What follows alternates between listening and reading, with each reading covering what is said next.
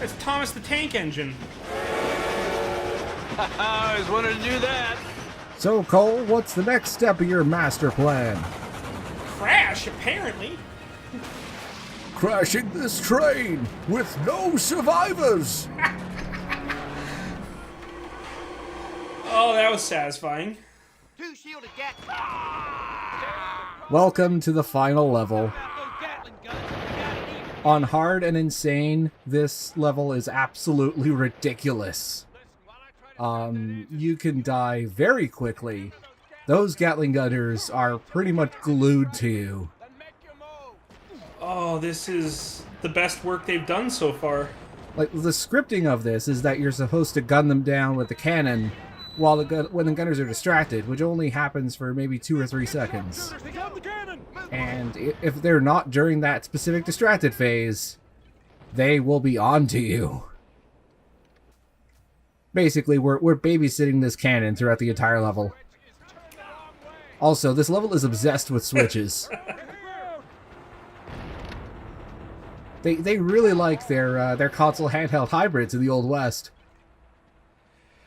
Oh, they were ahead of their time.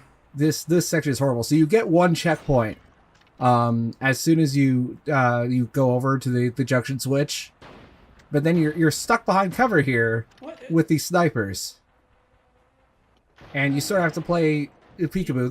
This kids is what cover systems were like before Gears of War.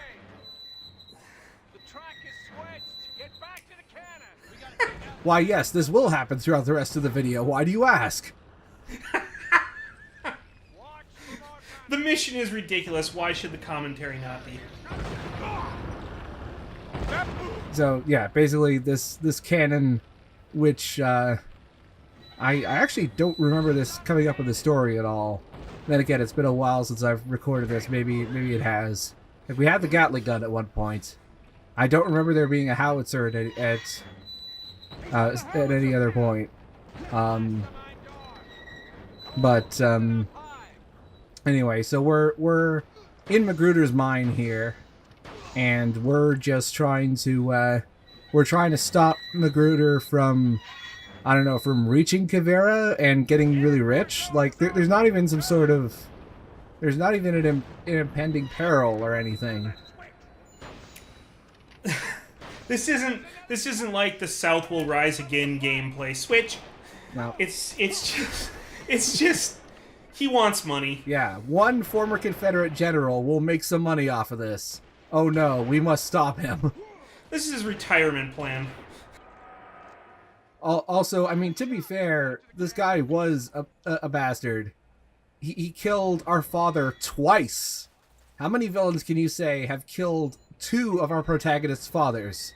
Oh, I can't think of many. Yeah, because he killed Dr. Campbell, and then he had Ned killed.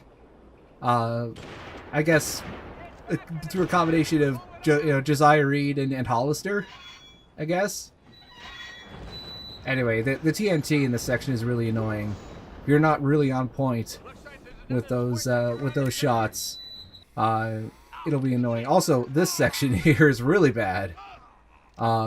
Especially on hard and insane, because those Gatling gunners will shoot you down. You have to be really precise with your sniper rifle. And the sniper rifle kind of controls in like the older GoldenEye style. The track is switched. Get back to the cannon. GoldenEye is not coming to the Switch. I'm so sorry. We can still hold out hope. He's on the cannon. I got a bad feeling about this.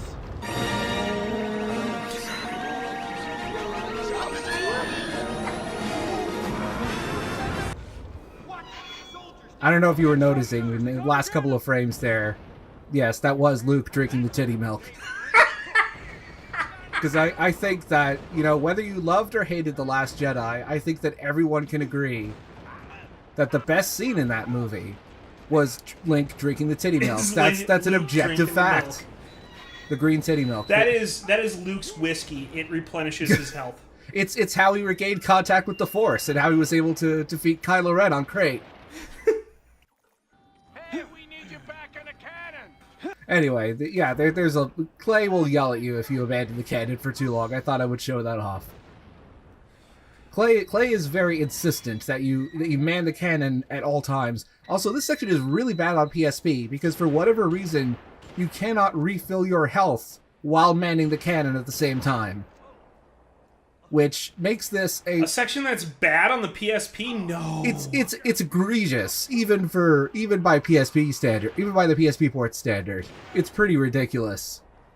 Stop them here! Like, it makes this section horrible, even on easy.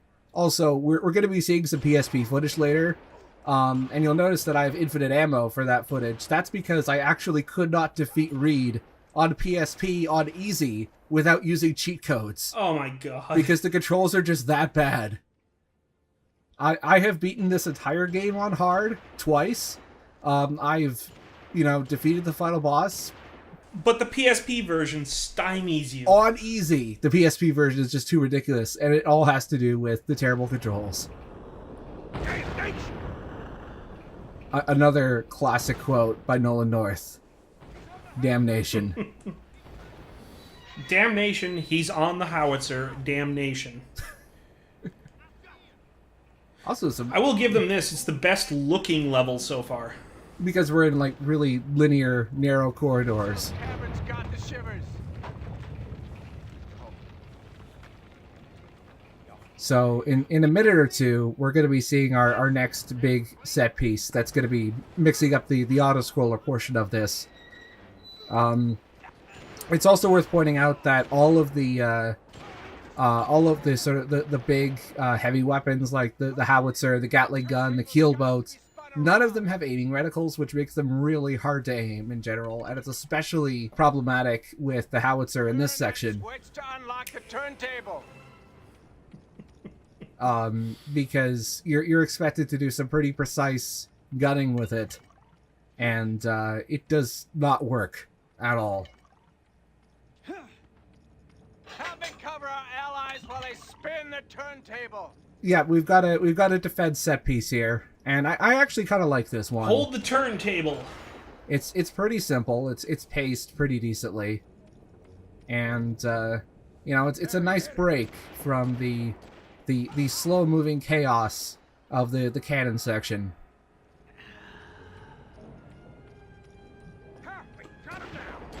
And they only send out like 2 or 3 enemies at a time as well. They are some of the stronger enemies in the game, but it means that you're not overwhelmed at any given point. This seems like the perfect place to ambush you. Let's have them come out single file. Well, presumably this is much more difficult if you don't have every upgrade in the game. Curses, we didn't think of completionists.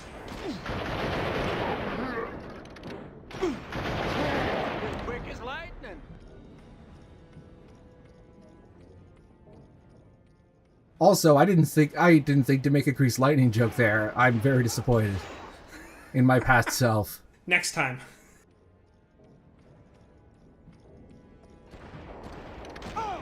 So it's probably also worth mentioning that this set piece was changed quite a bit on PSP. And I think it has to do primarily with difficulty that the developers had when it came to dealing with rotating platforms or moving platforms. So on PSP, the switch to the turntable is locked. So Clay has to come over and break the lock on the switch. And it's basically a repeat of this sequence, but instead of the turntable actually moving, it's just a sequence here where you're defending Clay while he breaks the lock on the switch on the lever for the turntable. Oh, that's a cop out. Well, I mean, it's a technical thing, right? You just show a cutscene of the turntable moving. Okay, the track is set. Oh. Let's roll a cannon through. And then the really cheap thing is they add another wave to the set piece, which is something the console version does not have. Surprise! Also, when you're using infinite ammo, the shotgun is really useful because it never has to load, so the rate of fire makes it incredibly powerful and a very useful weapon. So for that's a pro tip for any of you cheaters out there.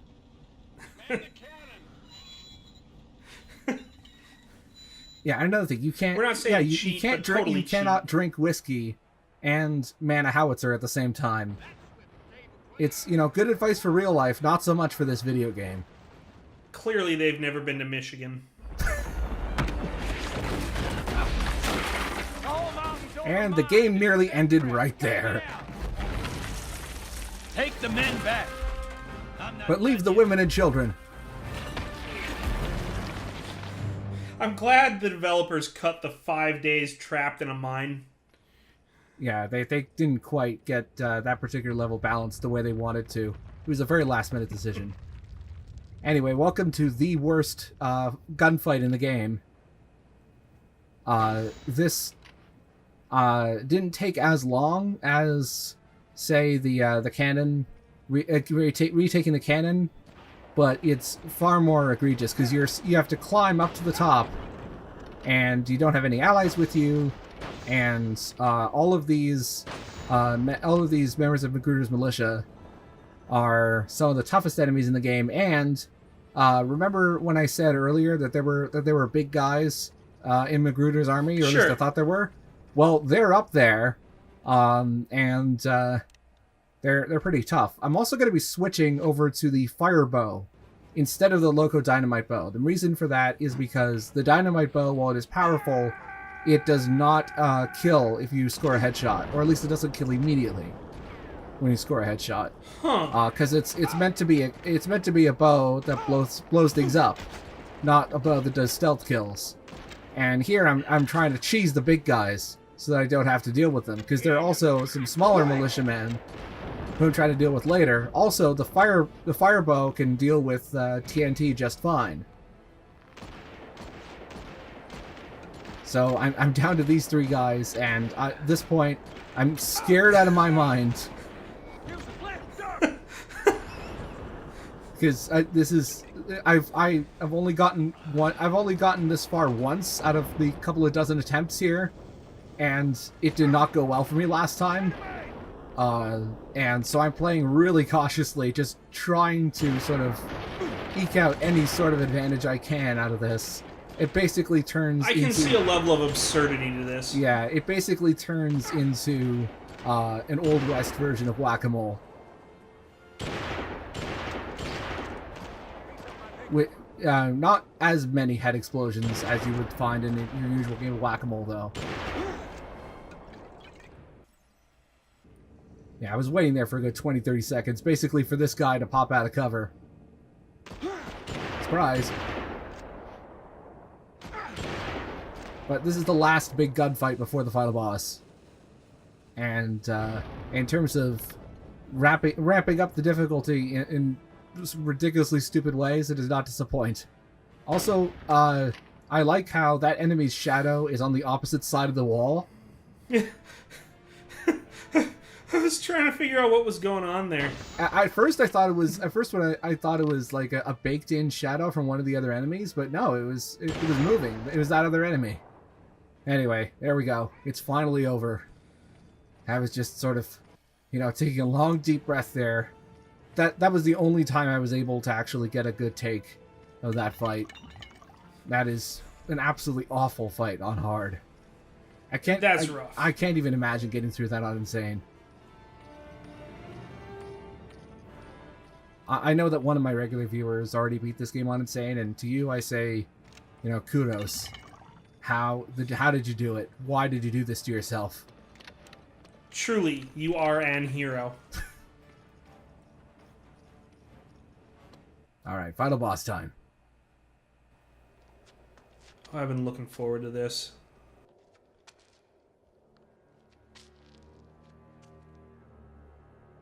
My whole life, I've been searching for this. Has it been worth all the bloodshed? How can you ask? We found it at a BBC like that backlocked. It was an old when your set from eyes Doctor are Who. feasting on such magnificence? I don't see anything magnificent. Did they just blow up one of the mounds of gold we've been mining? I think so. That sounds like Ned talking. No, this is Ned talking. What, you thought it wasn't going to reuse that joke? I would be disappointed if he didn't. Also, yeah, this is supposed to be the majesty of Kivera. Welcome to my domain, kid. And your final resting place. So I turned subtitles back on for this fight because by this point I was so sick of listening to Magruder. And I was playing with the sound off, but I also needed to know his audio cues in order to fight him properly. So you remember that really bad final boss from Uncharted 2? Yes.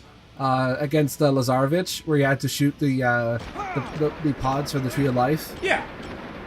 Now imagine that, but infinitely worse, and you get the first phase of Magruder's fight. Come out, you meddling coward! So there are these, so there's these geysers that are around the arena here, and, Magruder is wearing conquistador armor, and apparently the only way to penetrate it is by using these geysers to blow it up. There's a couple of different ways to, blow up the armor. One of those ways is to use the dynamite bow, which is the most reliable, or you could use dynamite. Now, back in the PSP version, I talked about a new weapon that was introduced. Mines, I believe. And I posited that I thought the only reason that weapon was introduced had to do with the final boss. So I'm going to show you the PSP version of the final boss, and show you exactly how useful that weapon could be. Also, in the PSP version, they make the geysers have green smoke, which I actually think is a really nice change. It makes them stand out a lot more. So you remember those Hackers! So you remember those landmines from before? You can place the landmines on top of the geysers, and if you can get Magruder to run over them, it does damage. Which is actually really useful. And it takes a while to actually kill him, and there's a decent chance that if Magruder sees you placing a mine, that will happen. The trajectory of the ragdoll was a combination of the explosion as well as both the explosion of him as well as one of the pieces of dynamite that he throws. Anyway, this took about 10 minutes to actually get Magruder's health down on PSP, but you could do it. Even if I wasn't using cheats, you could still do it because there are refills, infinite refills scattered around for every weapon in the game, including landmines. So even if I was not using cheat codes, this would still be a perfectly viable strategy. The citizens of Quilvara thought ahead for you.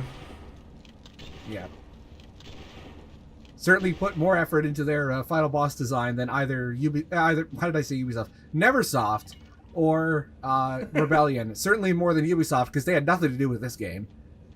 Oh yeah. Anyway, back to the console version. So, on hard and insane, this boss fight is nightmarish, especially phase 1. Because even when you have all of your health upgrades and all of the armor upgrades, he can still kill you in 3 hits. And he has a Ferguson rifle that is basically the same firing rate as the Ferguson that you have. So he can bring you down from 100 to 0 health in a little over a second and a half. On insane. And only slightly more than I was not expecting this boss to be this. You're cut from the same cloth, kid. I was not expecting the boss fight to be this hard. Like it's a stupid gimmick and you know a very high full to kill ratio from the boss himself. Like I said, it's less than 2 seconds to kill. The best you can do. And he's taunting you throughout the whole thing. How could this be?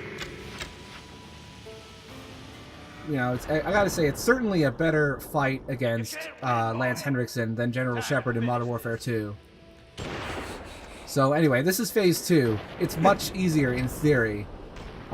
You shoot him in the head, and then he gets so angry that you shot him in the head that he throws dynamite packs at you, and you use those dynamite packs to collapse the cavern on him. The problem is that all that bird shooting that we did in episode 1 is paying off. Yeah.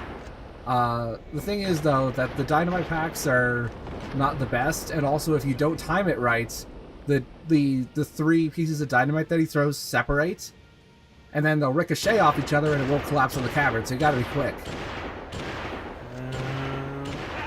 And also, you have to shoot him in the head, because the rest of his body is protected by the Conquistador armor. Yes, thank you for explaining the final boss, which I already just did. Thank you, game. I appreciate that. Blast you! Now we're blasting you. Get it right. This is what you get for trespassing. Wow, he's a really strict lawman. You don't want to even know what his sentence is for jaywalking. Whew. Drawn and quartered.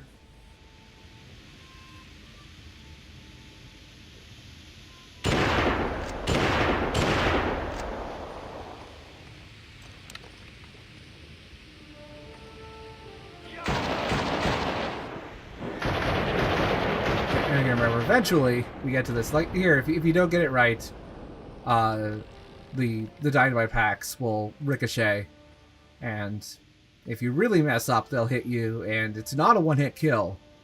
At least not on. It might be a one-hit kill on hard. There's only one attack in the entire game that is a guaranteed one-hit kill, regardless of the difficulty. And I will be showing that off in the extras video.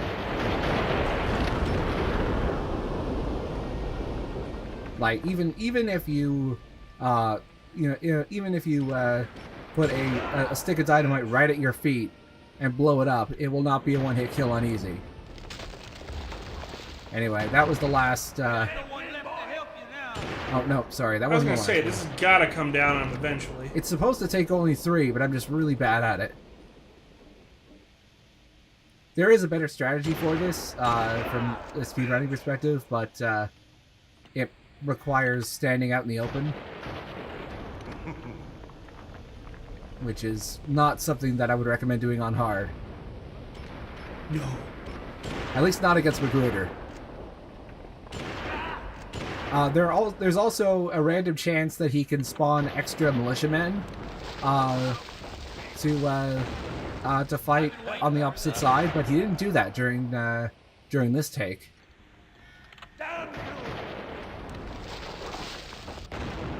Squish. Oh, it's over! We've killed Magruder! And that's Magruder's siege gun that we get for beating the game. It's a very good gun. I'd like to shoot you in the teeth, but that would be too kind. This is the most that Thomas Jane has ever spoken in the entire game, by the way. Slit your throat like you did Jenny. Maybe I'll take this cross, jam it in your good eye, watch you twitch. None of that'll bring back my ma and pa, or all those villagers you massacred, nor Ned who raised me as his own. Did you hear that? It won't bring back your eye that you had shot. Give the devil my regards. Enjoy your cross, fella. Jesus is coming down. Get back here, you can't leave me like this. Can and will. See you later, douchebag. Pretty sure he just left you like this. Deuces!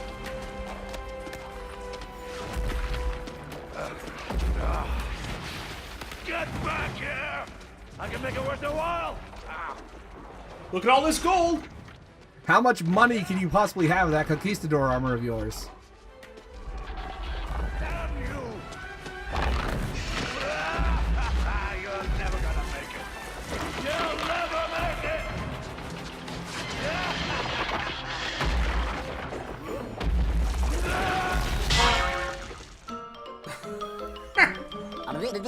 That's all, folks.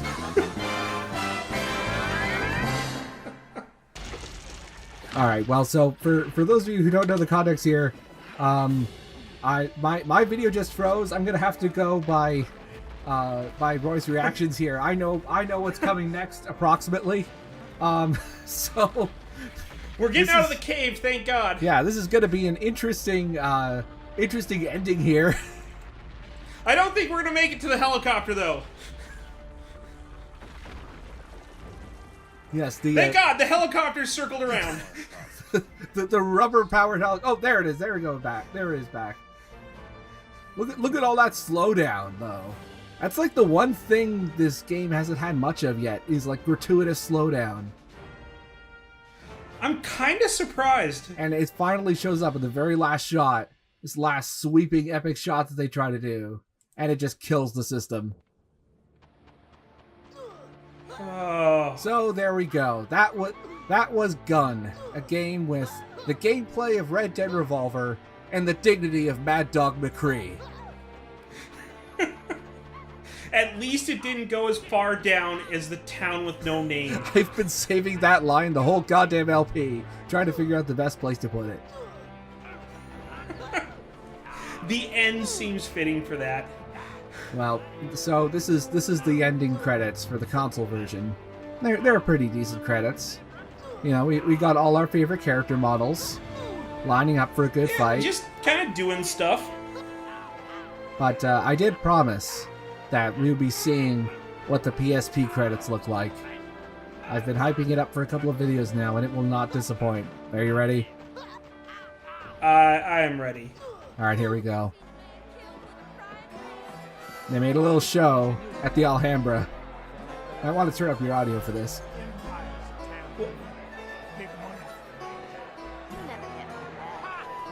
Hookers and buffaloes. And some of the original characters too. There's Ned, drunk on the table. There's Jenny. Some of the and all of the audio, the voice clips that you're hearing are just like out of context clips from the main game.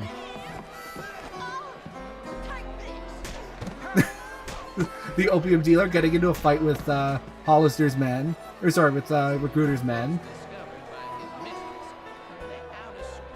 I think that's Fights at Dawn over there, playing cards with some of the renegades. Yeah, look, there's Hollister. Apparently, he's doing pretty well for himself over there. He might manage to beat Buck. And Honest Tom, who's cameling right next to him. Oh, never mind. Hollister died. So, this is pretty funny, but here's the problem. In comedy, generally speaking, you don't want to repeat yourself. And here's the thing, it loops. Wait, it loops? It loops. And it loops a lot. Like, I'm fast forwarding this just to make this watchable. So this is the second loop. This is the third loop. It's Groundhog's Day. This is the fourth loop. It's Groundhog's Day. We're on loop number 5. And then it goes for a minute. Then they have the good sense to black out. A minute and 42 of black screen. No music. With just no black music. Screen. To me, what is wrong with you guys?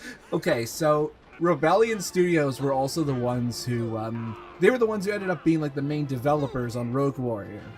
Okay. Bethesda were the ones who published it, and it got jumped, and it was sort of jumped around to a bunch of other studios. But Rebellion were the ones who made it. I feel like this has their trademark sense of humor. These PSP credits. Like, they were probably the ones responsible for that. You're familiar with the end credits of Rogue Warrior, right? Yes. Yeah. So for those of you who aren't, it is a montage of all of the swear words that Mickey Rourke says in the entire game, set to rap music. And I feel like the same minds who made those particular credits were also responsible for that little bar scene that you see there. At the end of Gun Showdown. Oh, here we get our voice actors. Good job, everyone. You did the best with what you had. Oh, Eric Schweig. I did not know that Eric Schweig also voiced Fights at Dawn. I didn't know that.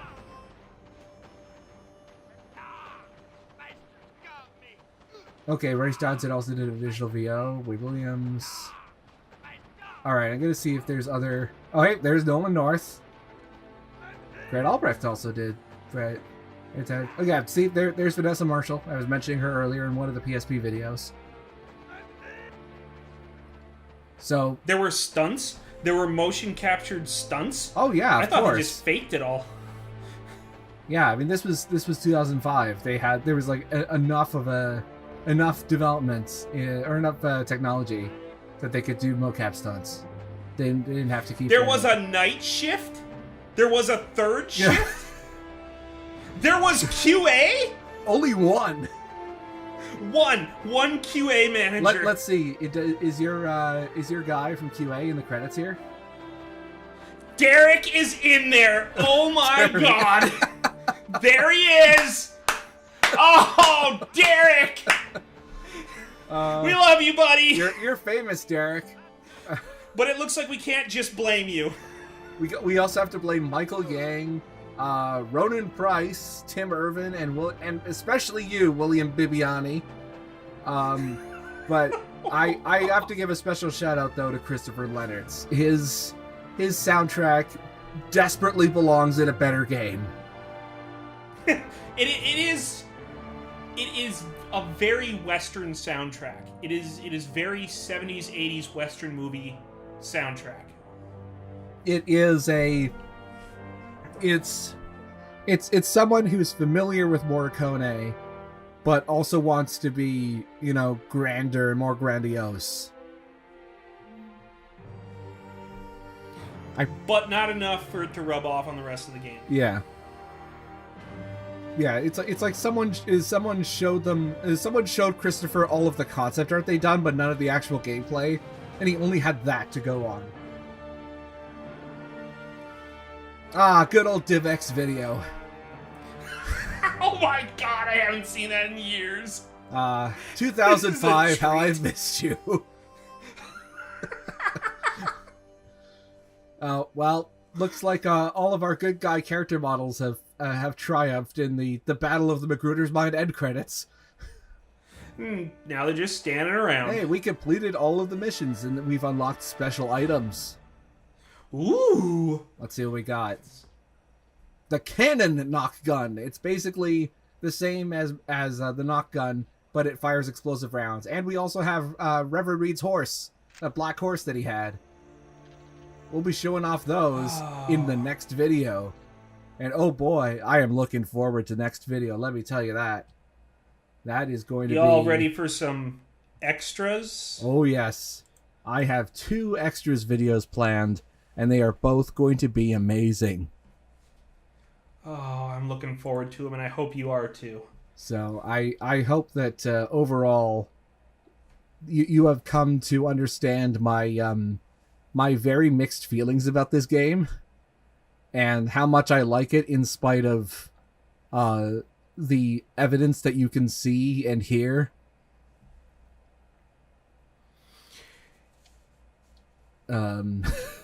It's I feel like it's good for the time, but they never would have gotten away with some of this now. It's also good considering that, this really is the first time that Neversoft have tried to make a game of this scale. Like, really the closest they ever came was Spider-Man in 2000, and that was a very linear action game by comparison. Like, this was their first hand at a GTA clone. I mean, Tony Hawk's Underground was kind of similar. Oh, that reminds me. I just need to check. Was it... There was a... In one of the Tony Hawk games, they hit an Easter egg regarding Gun. Because they never made a sequel. But they had... I gotta check the... Oh, yeah, okay, it was in Tony Hawk... It was in the demo for Tony Hawk's Proving Ground. In one point, there was a... in the demo for Tony Hawk's Proving Ground, there was a poster that you could find in the movie theater in that area. I'll have to put an image of this on screen. And it was a poster for a movie called Gun 2: Magruder's Ghost. So far, this is the only evidence that we have of of Activision or Neversoft acknowledging that there was ever going to be a sequel or any hint at a sequel. Although there has been some suggestion, unofficial sources confirming that Activision really wanted a sequel for Gun, especially because apparently this game sold well. But Neversoft were unwilling to pursue the IP any further on the next generation of consoles, the 360 and PS3. Because I mean, this game is a launch title for the 360, but it was made for the previous for the previous generation of consoles. I liked it. For all its quirks, it was a solid game. And it's also very fun to play. I mean, in spite of, you know, being aesthetically bad and, you know, the video game equivalent of a racist grandpa, at least it plays well.